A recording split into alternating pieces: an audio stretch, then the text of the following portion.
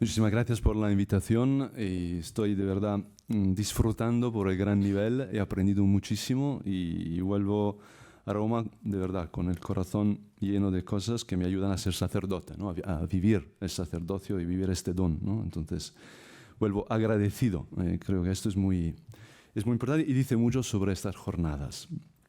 Entonces, el papel insustituible del sacerdote en la misión de la Iglesia, y quiero empezar por una anécdota que parece decir justo lo contrario, ¿no? Porque una vez prediqué ejercicios espirituales a seminaristas allí en Roma, de un seminario internacional, y al final de las jornadas un seminarista chino se me acercó, me dijo: don Giulio, quería agradecerle mucho porque ha hablado de la Virgen. En todas las meditaciones ha hablado de la Virgen, esto me ha ayudado mucho.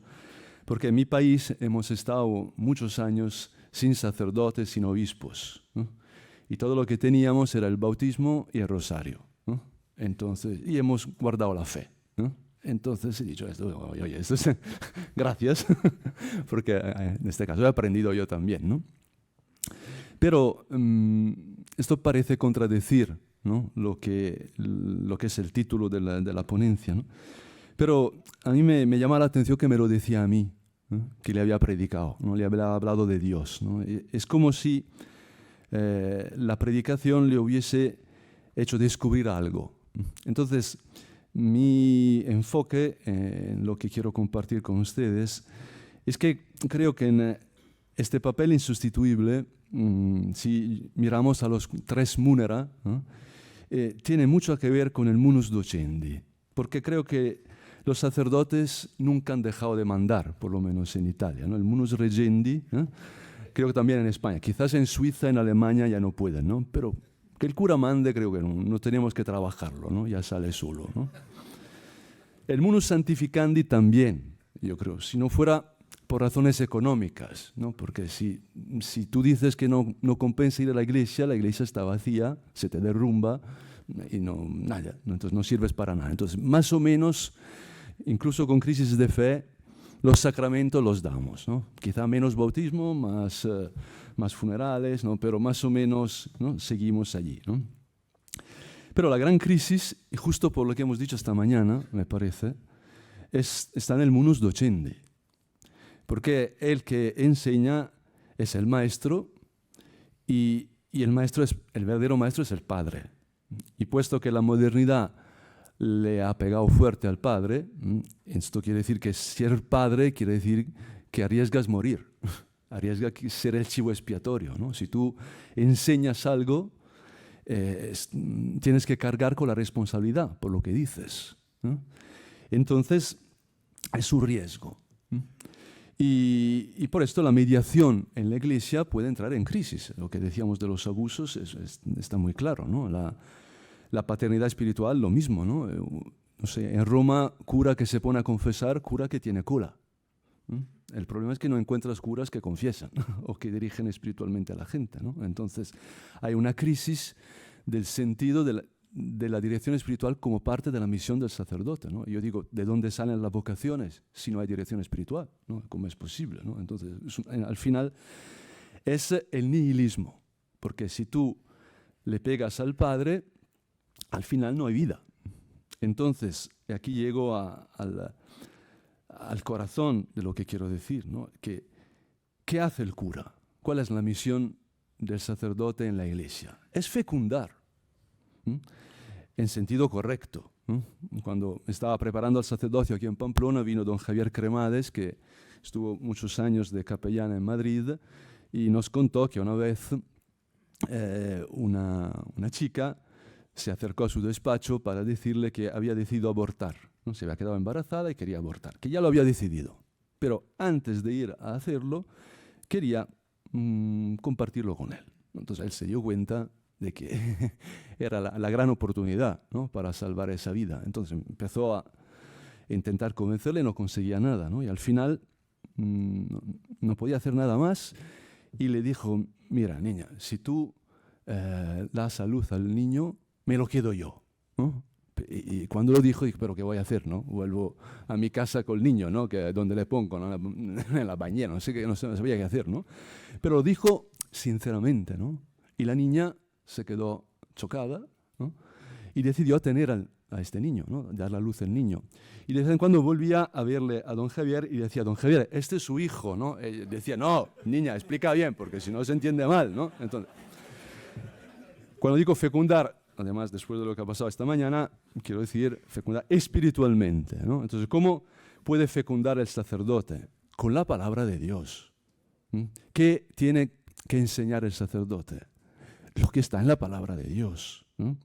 Entonces, lo que vemos, por lo menos en Italia, que es Roma es muy interesante porque es un poco, desde Roma ves mucho de todo el mundo, ¿no?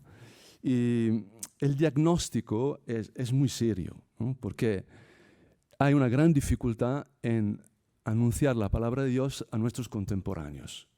Han cambiado las cosas. Antes el sacerdote tenía una autoridad y la gente quizá no estudiaba mucho, ¿no? Entonces cuando el sacerdote hablaba, aquello era interesante, era importante, ¿no? Pensemos en el arte, ¿no? El arte es la iglesia, está en las iglesias, el arte antiguo, ¿no? El arte medieval, el arte...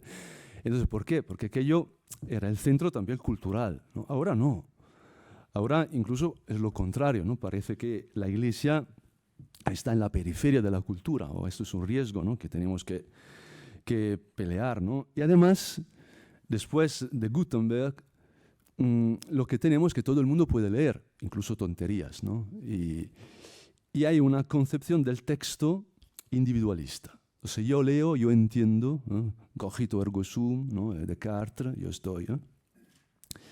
Y esto pone en crisis incluso más, ¿no? La tradición, el maestro, la paternidad, la enseñanza, ¿no? Porque yo me apaño, ¿no? Yo entiendo, ¿no? Y con la inteligencia artificial va a ser incluso peor, ¿no? No sé si habéis escuchado de Father Justin, que es una inteligencia artificial, ¿no? Que es un sacerdote que te aparece un avatar, ¿no?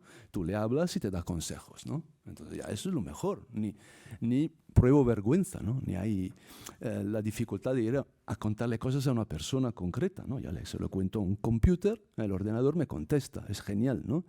Es el libro de autoayuda 2.0, ¿no? Entonces, eso yo creo que no funciona. Yo no estoy en contra de la inteligencia artificial, ¿no? Este año, después de tener el examen de mi asignatura, que es Trinidad, he hecho un intento, le he dado el examen a la inteligencia artificial, que no digo cuál es, ¿no? Que sacó 7,5, ¿no? Que quiere decir 4 preguntas, 2 perfectas, 1 medias y una mala, ¿no? Que, toma ya, ¿no? Hay algunos alumnos que no llegan allí, ¿no? Pero hice algo más porque monté una inteligencia artificial, decimos privada, ¿no? Y le metí el manual, el maldito manual de Mateo Secco, ¿no? Y claro, y sacó 10. Yo no podía contestar así. Contestó perfecta las 4 preguntas, ¿no? Me asusté un poco. Tengo que cambiar la forma de... O no compartir el fichero del manual, seguro, ¿no? Pero ya.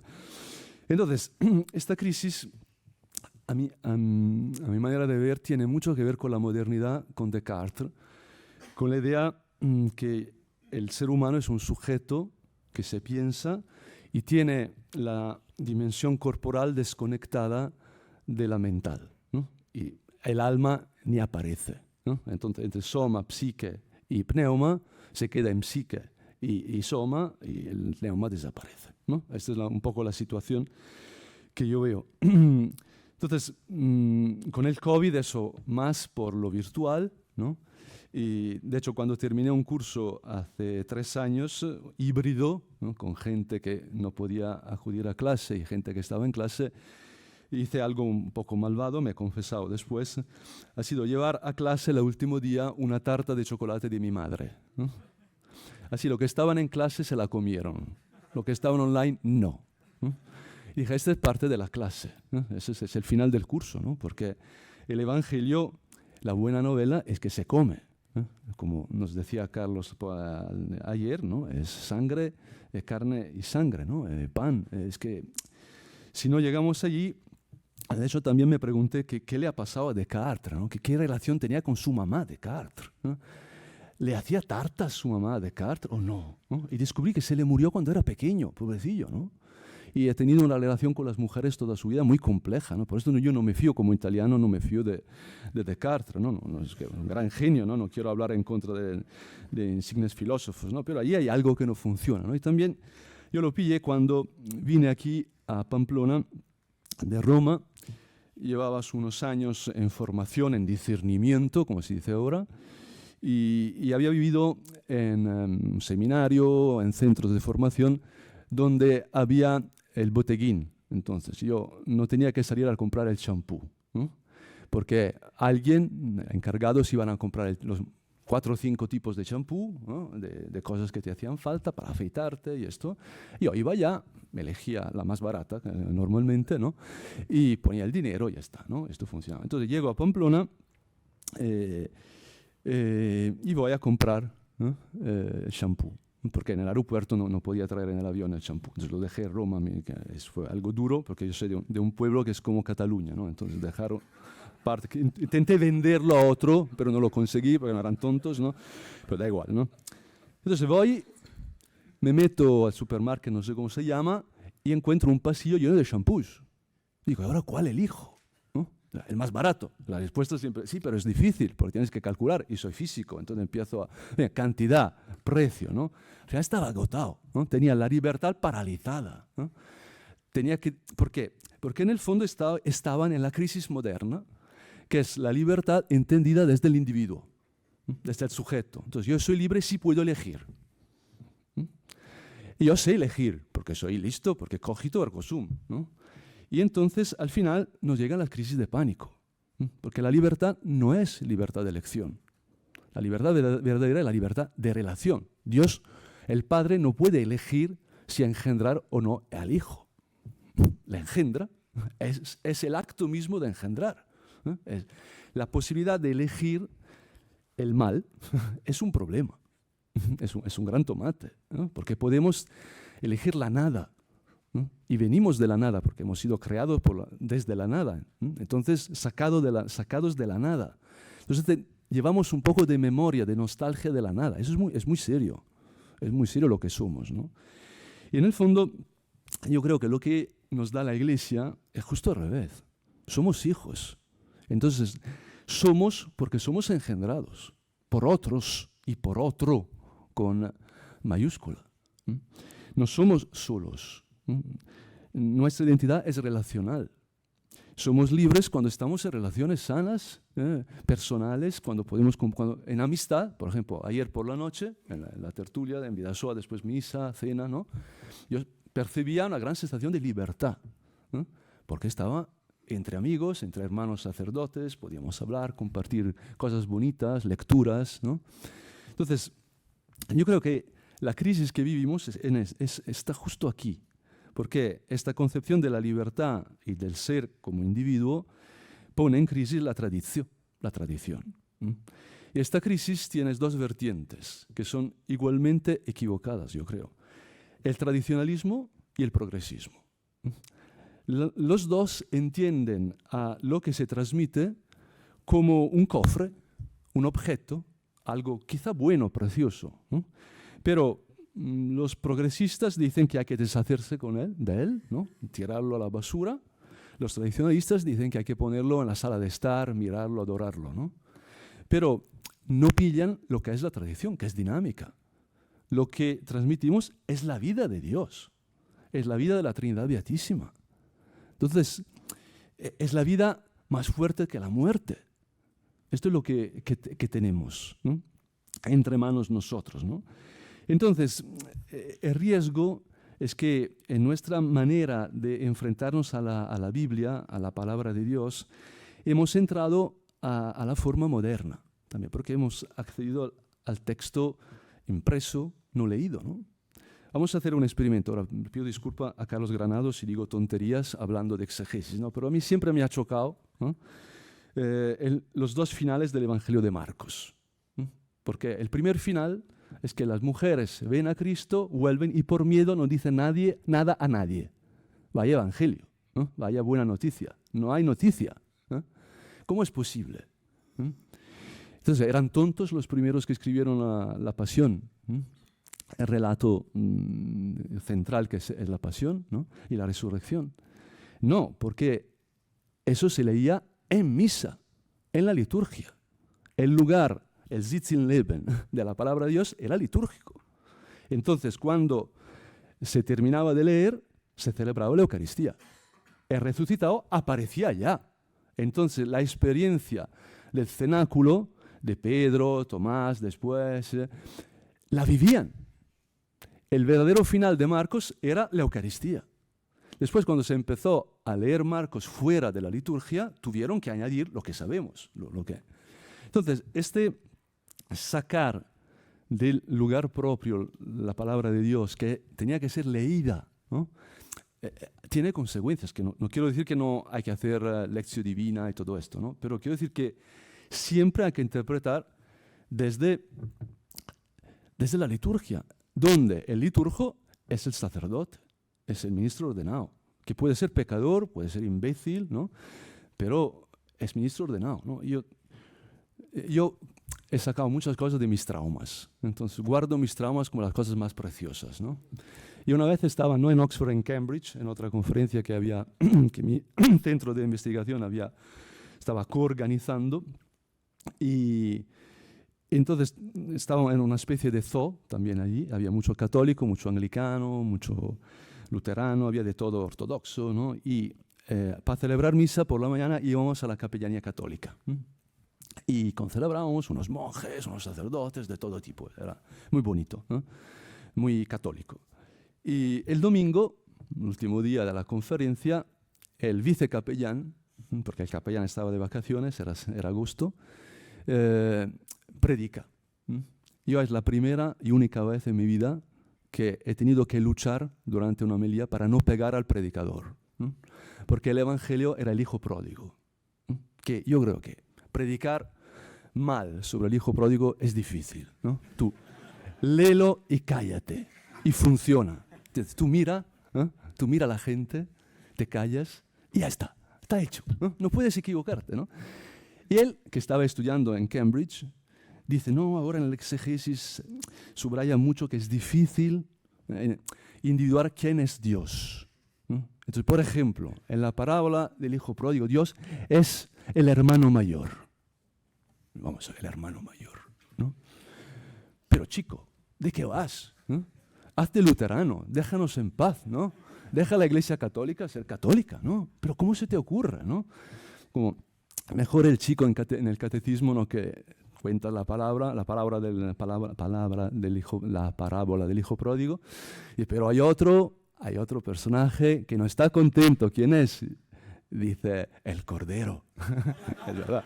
Eso está en el texto, ¿no? Eso lo acepto, es una exegesis buena, yo creo, de la del niño, ¿no? Entonces, yo creo que esta crisis que vemos necesita una respuesta. Necesita una respuesta que es tomar conciencia de la fuerza, la capacidad de fecundar de la palabra de Dios. Entonces, siempre es un tomate de fe, al final, ¿no? Siempre la cuestión de fe, ¿no? Pero la fe y también la experiencia de cómo la palabra de Dios nos hace maestros, porque nos engendra a nosotros, entonces puede engendrar a otros, ¿no? Cuando yo estaba aquí preparándome para la ordenación, empecé a leer un libro que no pude terminar. Son pocos los libros que no he terminado en mi vida. Diario de un cura rural de Bernanos, ¿no? También entendí que quizá antes de ordenarse no es la mejor lectura, ¿no? Pero ya un cura habla de curas, ¿no? Me meto cura, ¿no? Voy a leer, pero después no, ya es francés y te puede dar un poco de bajón, ¿no? Como las películas francesas, ¿no? Ya hay un momento de alegría, mis padres, ¿no? El francés quizá, ¿no? De hecho lo dejé, ¿no? Pero después de 20 años de cura, dices, ¿pero por qué lo he dejado? ¿No? Es un buen libro, me han hablado bien de él, ¿no? Sabéis que el Papa Francisco ha publicado una maravillosa carta sobre la literatura en la formación, ¿no? Que te recomiendo, es una joya, ¿no? Entonces, por esto he pensado, vamos a terminar el diagnóstico, que es un poco la paz de instrues, ¿no? Con algo bonito, ¿no? Con un texto. Entonces, puesto que he vuelto a leer este libro, ¿no? Me he encontrado cosas preciosas, ¿no? En concreto, un cura mayor que habla al cura joven le dice, mira, Te voy a definir lo que es un pueblo cristiano definiendo su opuesto. Lo contrario de un pueblo cristiano es un pueblo triste, un pueblo de viejos. Me dirá que la definición no es demasiado teológica, de acuerdo, pero da en qué pensar a las personas que bostezan en la misa del domingo. Claro que bostezan. ¿Acaso quieres que en una miserable media hora a la semana la iglesia pueda enseñarles la alegría? E incluso si conocieran de memoria el catecismo del Concilio de Trento, probablemente no serían más alegres. Entonces, empieza a explicar que la alegría no sale de la homilía, sale de una relación con la iglesia como madre. Se pregunta, ¿de dónde proviene que el tiempo de nuestra primera infancia nos parezca tan dulce y radiante? Un pequeño mocoso tiene sus penas como todos. Está en conjunto tan indefenso contra el dolor, la enfermedad. La infancia y la extrema viejez deberían ser las dos grandes pruebas del hombre. Pero es el sentimiento de su propia impotencia que el niño saca humildemente, es de este sentimiento que saca humildemente el principio de su alegría. Se refugia en su madre. ¿Entiendes? Presente, pasado, futuro, toda su vida, la vida entera, está comprendida en una mirada. Y esa mirada es una sonrisa. A mí me parece maravilloso, porque la iglesia es esto. De hecho, él dice, nosotros en la iglesia tenemos la alegría, porque somos hijos de Dios. Sin iglesia, los hombres son bastardos. Dice así, es bastante fuerte, pero es muy interesante, ¿no? Entonces, me pregunto, ¿tenemos conciencia de esto? De que guardamos la alegría dentro del mundo, porque somos hijos de Dios. Y es la palabra que se ha hecho carne, que nos ha hecho hijos de Dios, ¿no?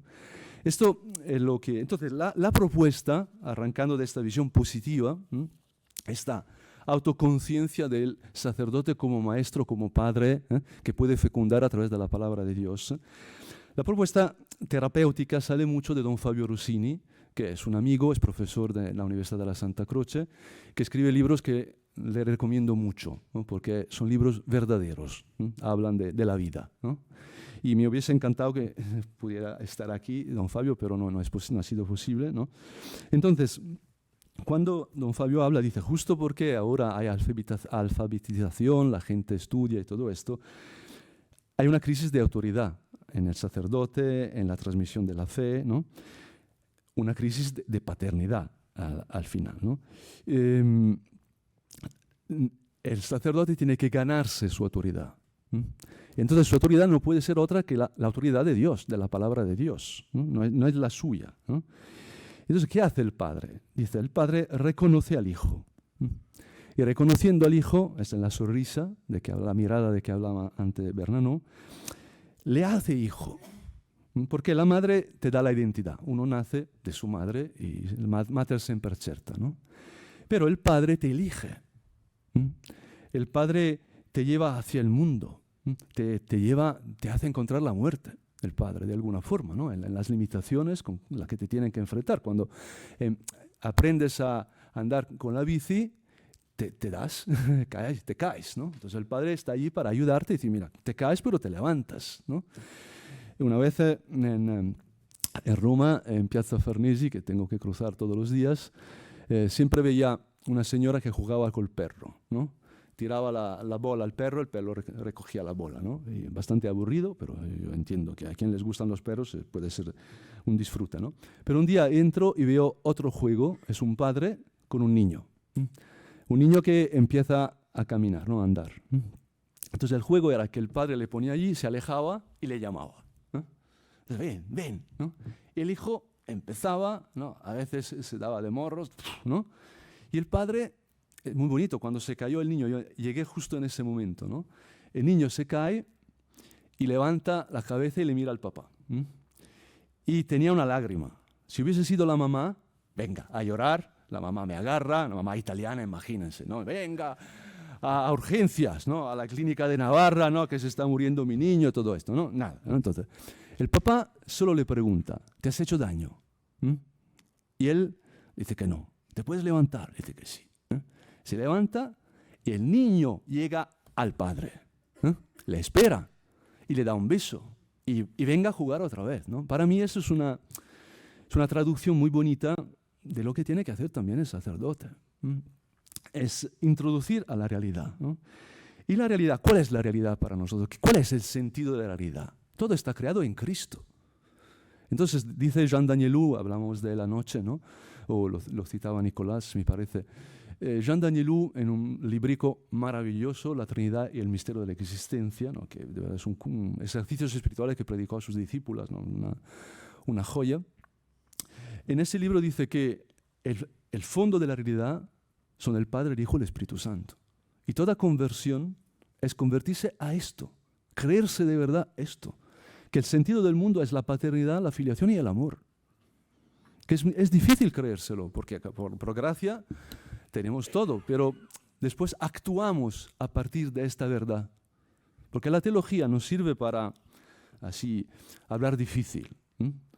Sirve para vivir la fe, para ayudar a las personas a conformar su vida real, su vida cotidiana, la prosa de todos los días, según la verdad, que es el hecho de que Padre, Hijo y Amor son el sentido del mundo y de la historia, y de nuestro ser, de nuestra identidad relacional. Esta libertad que está en las relaciones no es en cualquier relaciones, no es Facebook, no son los likes que nos hacen libres, es la relación con un Padre que nos engendra con una vida más fuerte que la muerte, que es el Padre de Jesucristo. En la relación con Jesús que nos participa, nos mete dentro de esta relación. En la relación con el amor. Una vez acababa de empezar a enseñar Trinidad, a dar clases de Trinidad, y fui a un país del norte de Europa, y un cura me preguntaba, ¿tú das clases de Trinidad? Oh, qué aburrido, ¿no? Pero ¿cómo haces, no? Súper abstracto, ¿no? Hay todas profesiones, misiones, relaciones, ¿no? 4 nociones, no, oye, vamos. Y que, pero chico, vamos a ver. Hablamos de paternidad, filiación y amor. Es que el mundo se rige sobre esto. El libro que citó antes Lucas Buch, este libro de Cormac McCarthy sobre la carretera, no sé cómo se llama, The Road en inglés, termina diciendo, muy bien, este mundo está acabado, está destrozado, quedan 3 cosas, Padre, Hijo y Amor. Es que es el ser, es la realidad. Entonces, ¿qué quiere decir esto? Cuando miramos a la tradición, miramos a la enseñanza de un sacerdote, Padre, Hijo y Espíritu Santo tienen que estar siempre presentes los 3. Porque si nos movemos demasiado hacia el Padre sin el Hijo, lo que pasa es que en el fondo nos movemos hacia Platón. La idea es que lo que tienes que ser tú, yo lo sé ya, porque es un modelo, es una idea que está allí, arriba en el Pururáneo, ¿no? Está el mundo de las ideas con el verdadero caballo, el verdadero varón, el verdadero sacerdote está allí. Que el riesgo también del sacerdocio angelical, ¿no? Malentendido claramente, ¿no? Que no es virginal, que no son los ángeles de Gregorio de Nisa, son ángeles de otro tipo, ¿no? Entonces, en ese sentido, también hay un riesgo de abusos, porque en el fondo yo soy responsable de conseguir que tú coincidas con el modelo. Entonces estoy autorizado a quitarte un poco la libertad, quizá también haciéndote pasar vergüenza, ¿no? Aquí en Pamplona empecé a dirigir espiritualmente un coreano. Y era muy interesante, pero un coreano argentino, y entonces tenía el doble lenguaje, ¿no? Sabía hablar oriental y occidental, ¿no? Además occidental argentino, entonces, ¿no? Era muy distinto, era muy complejo como interioridad, ¿no? Pero de pronto me para y me dice, Julio, tienes que entender que si tú quieres dirigir espiritualmente a un oriental, nunca tienes que hacerle probar vergüenza. Porque yo iba, venga, plan, venga, no, macho, ¿no? Saca, ¿no? No, eso con un oriental no funciona. Porque ellos no piensan desde el sentido de culpabilidad que tenemos porque somos católicos, ¿no? La base cultural, que es siempre más común también en Occidente, es oriental. Entonces tú eres tu honor, eres lo que perciben de ti. Si pierdes la cara, no eres nada. Por eso te suicidas, ¿no? Era el problema de los americanos en la Segunda Guerra Mundial, que los japoneses se suicidaban, pero ¿cómo lo hacen? Pues yo no me voy a suicidar. También con los árabes, si pensamos en el 2000, ¿cuándo era? El 2002, ¿no? Del 11 de septiembre, ¿no? Entonces, ahora no me acuerdo, 2001, gracias, ¿no? Entonces tú no piensas que un tío se puede suicidar para matar a los demás, ¿no? Es interesante, ¿no? Entonces, el padre solo, si es un padre que se desconecta de la vida que comunica, que dona al hijo, se desconecta del don mutuo de esta vida entre el hijo y el padre, que es el Espíritu Santo, es un peligro. Entonces nos movemos hacia un tradicionalismo, ¿no? Y hay riesgo de abusos. Tampoco uno se puede mover solo hacia el hijo. No, yo soy hijo, hago lo que quiero, ¿no? Yo soy hijo y elijo porque soy hijo. Elijo porque soy hijo, ¿no? Solo. No funciona. Esto no funciona. Esto da paso al individualismo. Es justo el riesgo de la modernidad, ¿no? Me quedo con mi champú, ¿no? Y las crisis de pánico. Yo no sé qué pasa por aquí, pero en Italia las crisis de pánico están explotando en los colegios, cada vez más gente, no solo en las universidades, no solo en las empresas hay crisis de pánico. Porque un señor no sabe tomar decisiones, no sabe arriesgar. Porque tomar una decisión quiere decir meterse a una limitación y tomar responsabilidad por eso. Y entonces se paraliza la libertad, porque es una libertad sin relación. En una libertad sin padre no es libertad. Para ser libre, yo soy hijo, ¿no? Y hijo quiere decir que tengo un padre que está dispuesto a morir para mí, que me ha dado su vida y esa vida es buena, ¿no? Y al final, ¿qué hace el hijo en la Trinidad? El hijo lo recibe todo del padre y lo devuelve todo al padre. El padre no pierde nada engendrando al hijo, ¿no? Porque le da la vida infinita, no una vida finita, pero el hijo le devuelve todo al padre, esta vida infinita. Y este don mutuo es el Espíritu Santo, que es vida, que es amor, ¿no? Amor mutuo, ¿no? Entonces, si nosotros nos movemos todo hacia el hijo, que es lo que hacemos en la modernidad, no funciona. Pero tampoco, es otro riesgo, moverse todo hacia el Espíritu Santo. De hecho, cuando hablan de amor, yo tiemblo. Porque ¿qué es el amor? No se puede hablar de amor sin la metafísica, ¿no? Acabo de visitar un lago cerca de mi pueblo, donde he visto un cartel donde decía que no deis de comer pan a los patos. Y te explicaba por qué. Los patos no pueden digerir el pan, comen insectos, ¿no? Si le das de comer pan, al final se mueren los patos, ¿no? Entonces, si tú le quieres a los patos, tienes que saber lo que es bueno para los patos. No puedes seguir tu sensación, ¿no? Mi coche funciona con gasóleo o con gasolina, con diésel o... No, depende de cómo me siento hoy, ¿no? Hoy me siento que va con gasolina, ¿no? Es que no es una imposición cultural, ¿no? Es cómo funciona el coche, ¿eh? Somos criaturas, somos hechos, ¿no?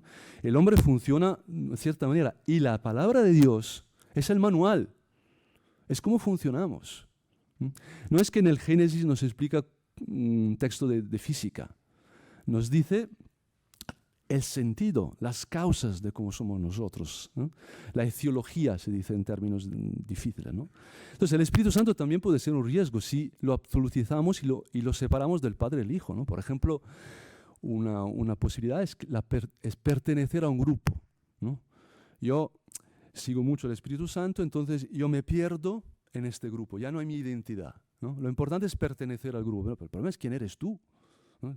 Es tu unicidad. Es lo que aportas tú al grupo, que es único, que es el Padre te ha creado a ti en el Hijo, por el Espíritu Santo, y dentro de este grupo tú vas a aportar algo que es nuevo.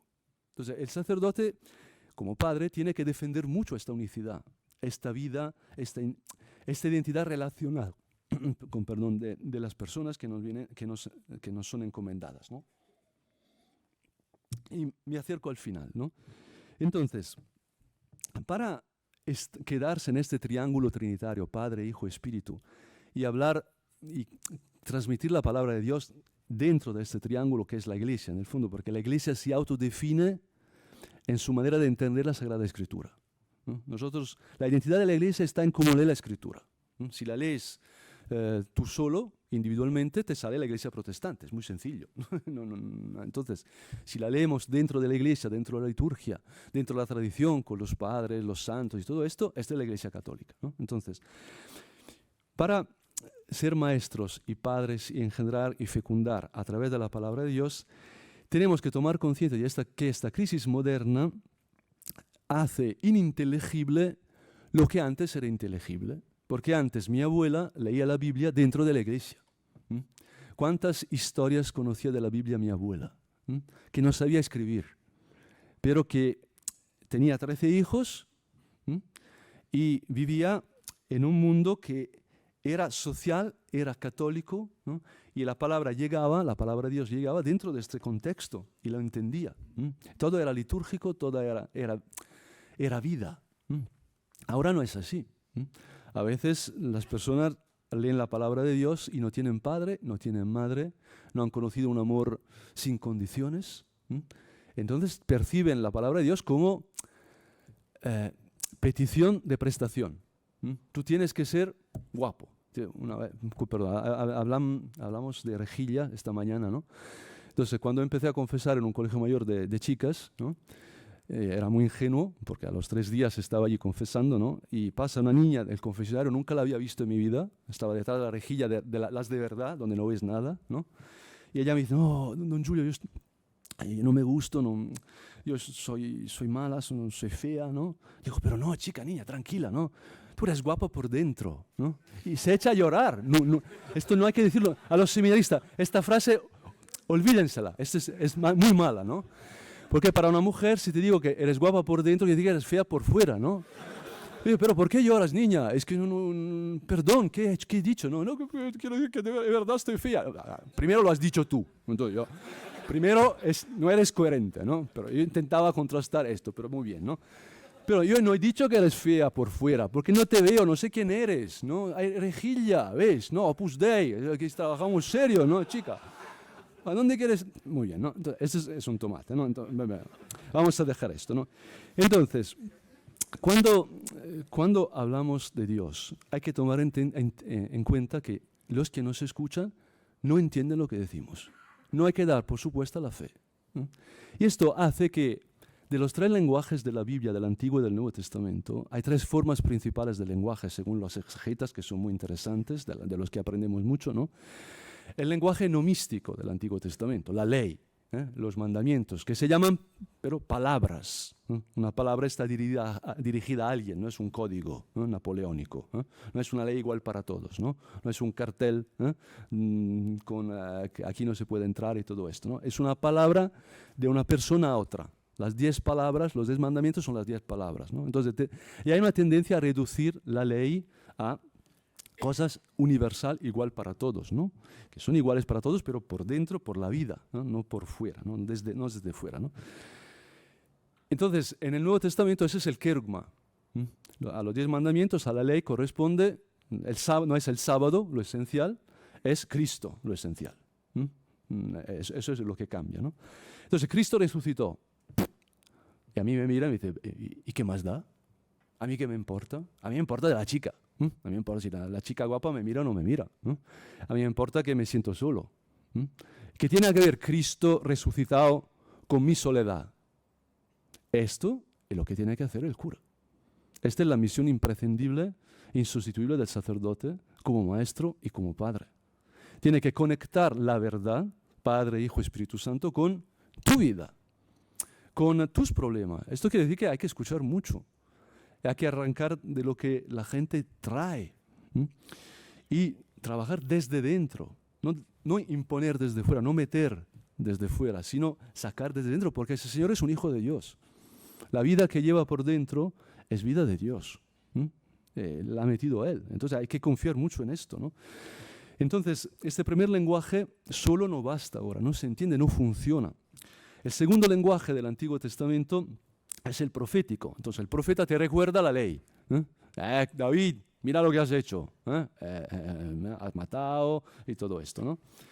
En el Nuevo Testamento es el lenguaje parenético de San Pablo, ¿no? Que es un poco pesado a veces San Pablo, no sé vosotros, ¿no? Cuando te voy a predicar sobre una carta de Pablo, si te pilla bien, bien. Si te pilla mal, venga la mujer, obedezca al marido, ¿no? Y siempre dijo, ¿y ahora qué voy a decir, no? Entonces te mete caña, ¿no, Pablo? Pero esto se percibe de forma moral. Entonces, también las virtudes a veces se entienden no como fuerza, capacidad, dynamis, que es lo que es la virtud, lo que quiere decir virtud, ¿no? Capacidad por hacer algo, sino como cosas que tienes que hacer para ser querido. Si no eres prudente, no te quiero. Si no eres casto, no te quiero. Y así nos cargamos el Evangelio, porque el Evangelio es justo al revés. Estás enfermo, aquí está el médico, ¿no? Entonces me interesan a los enfermos, ¿no? Entonces la tercera forma de lenguaje, que es la fundamental, la que hemos perdido en el fondo, la que tenemos que trabajar, es la que en el Antiguo Testamento se llama sapiencial, y que en el Nuevo Testamento se llama didascálica, que son las parábolas. He empezado con la parábola del hijo pródigo justo por esto, ¿no? Porque ese sacerdote por el cual sigo rezando estaba interpretando la parábola del hijo pródigo no de forma sapiencial y didascálica.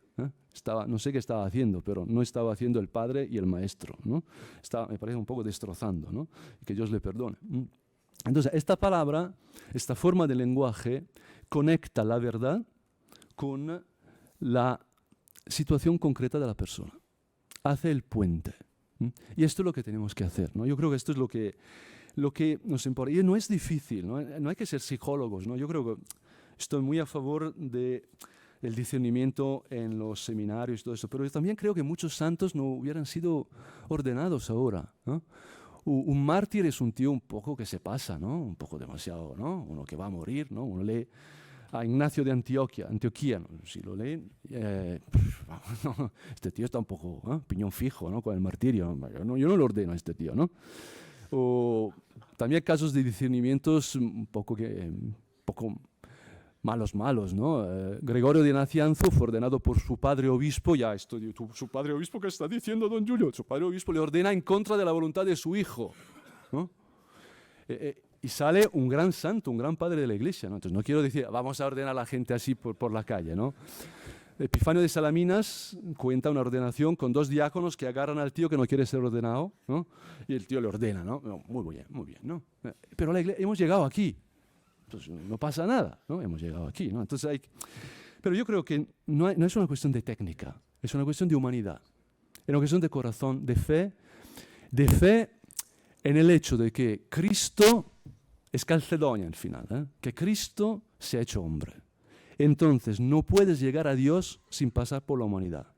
Todo lo que niega la humanidad no te acerca a Dios, te aleja de Dios, porque la única vía para llegar al Padre, al Hijo y al Espíritu Santo es que el Hijo se ha hecho carne. Entonces la Virgen también. Entonces acabo leyendo un texto, antes Lucas citaba a Zócima, que cuando se muere saca hedor y todo el tomate es allí, porque ese santazo huele mal como cualquier cuerpo que se decompone, ¿no?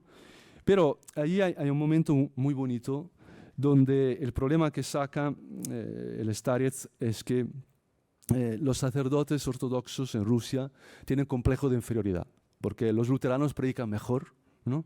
Y ellos no tienen tiempo para estudiar, no tienen tiempo para predicar, ¿no? Entonces, dicen, ¿cómo hacemos para anunciar la palabra de Dios? Y la solución es aquí. Aceptemos que los sacerdotes no tengan tiempo, aceptemos que justamente no se quejen de estar siempre sobrecargados de trabajo y servicios. Eso es lo que vivimos nosotros también, ¿no? Me parece todos, ¿no? Pero esto no será verdadero todo el tiempo. Tendrán al menos una sola hora a la semana para recordar a Dios. Y luego no se trabaja todo el año. Que se reúnan una vez a la semana por la tarde, incluso solo con los niños para empezar. Los padres tendrán noticia y comenzarán a venir también ellos. No es necesario construir un palacio para esto, una iglesia, ¿no? Para sacar fondos, ¿no? Basta con acogerlos en su propia izba, en su casa pequeña, ¿no? No tengan miedo que se ensucien su casa, solo estarán allí por una hora. Que abran ese libro y comiencen la lectura, sin palabras rebuscadas, sin altivez, sin elevarse sobre ellos, sino con ternura y humildad, felices de leer a sus fieles y que ellos los escuchen y los comprendan, y llenos de amor hacia las palabras de la lectura. Que se detengan solo de vez en cuando para explicar las palabras que los simples no pueden entender. Pero que no se preocupen, ellos entenderán todo, todo comprende el corazón ortodoxo. Que lean la historia de Abraham, de Sara, de Isaac, de Rebeca, las historias que conocía mi abuela, que le han sacado adelante a mi abuela sin exegesis, pero escuchando la palabra de Dios, que no quiere decir que la exegesis no es importante, ¿no? Pero no puedo tener la exegesis sin la liturgia, no puedo tener la exegesis sin la sabiduría, ¿no? Sin el amor del sacerdote por el texto. Sabéis que en Italia los que hablan mejor italiano son los de Toscana, ¿no? De Florencia, de esa región, ¿no? Y una vez fui a una misa, era todavía antes de ser ordenado, estaba acompañando a un numerario del Opus Dei que estaba enfermo, y le llevé a una misa y el sacerdote era ancianísimo, muy probablemente mi edad ahora, pero a mí me parecía súper anciano, pero creo que de verdad era anciano, ¿no? Muy anciano. Él leyó el Evangelio, no hizo homilía.